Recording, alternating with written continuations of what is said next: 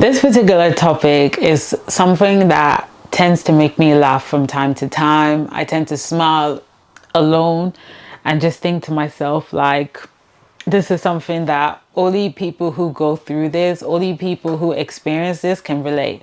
And the title of this video is When God Treats You as a Celebrity, okay? The spiritual template. And I'm just going to give you all a couple of things that I've experienced. I'm pretty sure after watching a couple of previous spiritual video, you're starting to get a little bit of glimpse of who I am and how things work for me, and I'm pretty sure there's other people who can relate to it. So what do I mean by when God treats you as a celebrity? So we have the physical celebrities where we see them on TV, you know, they're either singing, acting, they're in the media, presidents, whatever.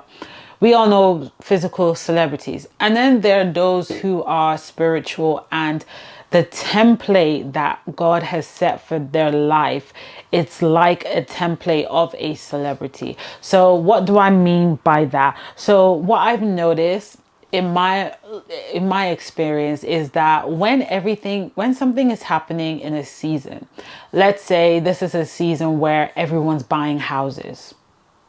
For example, everyone's buying houses, you know, your friends are buying houses, your coworkers are buying houses. Like, you can just tell, like, this is the season where everyone's buying houses, or this is the season where everyone's getting married, like there's weddings going on. For some reason, I just don't get it when everyone's getting it.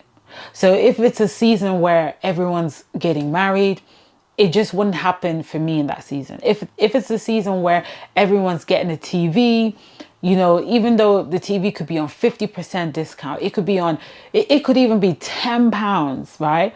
But because it's a season where a lot of people are getting it, I just wouldn't be able to get it. I just can't get it in that season.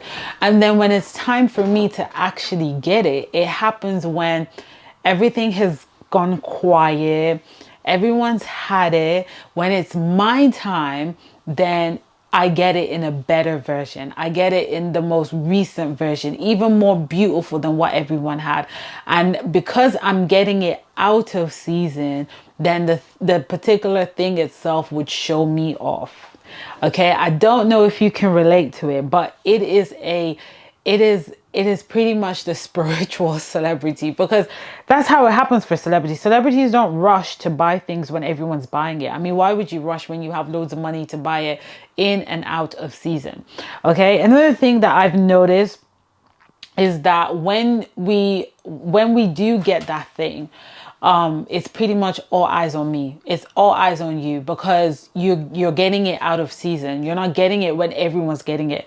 When everyone's getting it, no one's paying attention to individuals, right? And so I've seen this, and at first I thought maybe I'm just in my head, maybe I'm just delusional, but I've realized that this is a template that I've noticed, and I see it also for other spiritual people that I know. Another thing that I've noticed is that when God wants to give you like a materialistic thing, or when a materialistic thing wants to manifest in your life, it's usually the one that looks more luxurious. That's the one you're always going to get. So I remember when I was buying a car, I had it in mind to buy a little small car, you know, just a nice little cutie patootie kind of car, you know. And so it was white and it was cute, you know, a little small cute car. And so I was trying to get approved to get the car. And there was just so many problems with the car. Like, the car didn't have any problem. The car was brand new. I had no problem. But getting the car was a lot of problem. And it got to a point where I just kept getting rejected. And it was funny because the previous year before I got the car, God had promised me that I will get a car, right? And so I was just getting rejected. And then it got to a point, I'm just like, what am I going to do? Because I wasn't thinking about getting, you know, those nice, luxurious cars, because I knew it would be out of my price range, even though I didn't look at the price, but I just knew it wasn't going to fit into the budget. So anyway, I just said, you know what? in every situation, God's good, and let me just wait and see. So I started looking for other cars. I got that alert in my spirit that I should just start looking elsewhere and just forget about that car. So I started looking, and then I came across a broker was then telling me, okay, look, I'm going to start sending you pictures of nice cars and tell me what you want, tell me what you like. And I just said to myself, you know what, this time around, I'm going to go for what I really, really like, because the cute one that I was trying to settle down for doesn't even want me. Okay, it doesn't even want me. So I might as well just go for the one that I really, really want. So I told him that I want a white saloon car, and that was it. It has to be white. It has to be white, and it has to be a saloon car. As for the brand, I wasn't too picky about the brand because it was my first one. And so the broker was like, okay, I'll start sending you pictures and you tell me whether you like them or not. So the broker started sending me pictures. And then I kept telling him, no, because a lot of what I was seeing it just wasn't it. Then I came across one that was a little bit similar to the cutie patootie car that I couldn't get. I thought, it's kind of cute, I can manage it with my budget. And then in the dream, the Lord was just like, I can tell, like, God was just like, X. I just saw that huge X on the car, like, nope, you're not getting that. So eventually I went back to the broker. I said, can you please just keep sending me more, because I still haven't found the one. So the broker was like, I have one right now, and I know when you see it, you're going to really, really like this car. So he sent me the picture. I opened up the email, looked at the picture, and I was like, whoa, that looks really luxurious. And I didn't know if I would be accepted to get that car. And he was just like, listen, that car is beautiful. The wheels are great. Like, literally, the person who had that car, the way the person took care of that car, you wouldn't even think someone had it. You wouldn't even think someone had it. So I said to him, I really like the car. Please proceed with the paperwork and everything. So he proceeded on with the paperwork, everything. I kid you not, within 2 to 3 days, everything was done, and they told me to go pick up the car. When they told me that everything had been approved and I should go pick up the car, and I was looking at the pictures of the car, I was like, whoa, this car, this car is about to upgrade me. There's some cars, yeah? You drive them, it's like, And then there's some cars you drive and people are like, damn. People are like, whoa, like, people be looking, people be not turning heads, It was that type of car. It was that type of car that would get people turning head. I'm like, oh my God. I'm like, God is about to show me off again. Because a lot of people that know me, like, I didn't get a car till I was 31, which was this year. Okay, so all my life, I didn't have a car. And the reason why I didn't was because I did not want a shitty car. I don't want a shitty car. I don't settle for less than what I want. I don't want a shitty car.